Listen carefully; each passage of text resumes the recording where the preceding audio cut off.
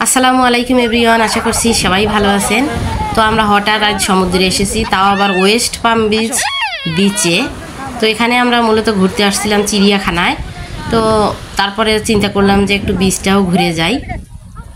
এখন হচ্ছে বিকালবেলা, দেখেন চিড়িয়াখানা থেকে বের হয়ে আমরা একদম সমুদ্রের পাড়ে।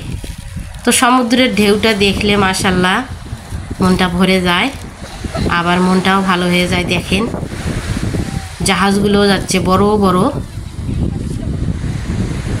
এখানে হচ্ছে কেউ 3 দিন 4 দিন মানে যে যেমন পারে সেই ট্যুরে যাচ্ছে আর কি। বড় বড় জাহাজে করে ট্যুরে যাচ্ছে।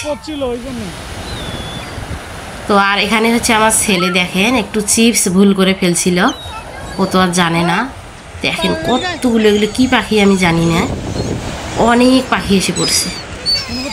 মনে হয় আমাদেরকেই খাবে, গিলে খাবে। আমার ছেলে তো দিয়েই নাই, পালাইছে ওর বাবার কাছে, কান্নাকাটি করতেছে, ওকে নাকি পাখি ধরবে। অনেক পাখি সমুদ্রের পাড়ে, তো মানুষকে দেখেও ভয় পায় না। তো আমি এই জাহাজটা বারবার দেখতেছি আর আমাকেও যেতে ইচ্ছে করতেছে।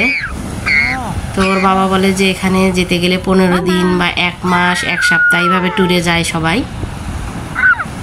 আমার পুচকুটাই তো ওর বাবার কোলে, ও ঘুরতে অনেক পছন্দ করে আমার পুচকু।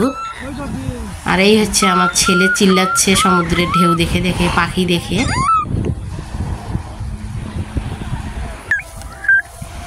আর ওরা হচ্ছে দেখেন বিদেশিরা সমুদ্রের পানিতে পা ভেজাচ্ছে। তো আমারও একটু শখ হয়, কিন্তু 2টা ছোট্ট ছোট্ট বাচ্চা নিয়ে হয় না। আমি গেলে দেখা যায় বাচ্চারাও যায় পানিতে। তো যে যত বড় ঢেউ আসে একদম বাচ্চা নিয়ে যাবে এইরকম ঢেউয়ে। কিন্তু ওদের অনেক সাহস, ওদের ছোট ছোট বাচ্চাগুলোও দেখেন ঢেউয়ের মধ্যে খেলে। আর এই আশপাশটা দেখেন, সূর্য মামা খাবারের ঘ্রাণ। তো এই হলো আমাদের শর্টকাট ঘোরাফেরা। তো আজকের মতো এখানেই শেষ করে দিলাম। সবাই ভালো থাকবেন, আল্লাহ হাফেজ।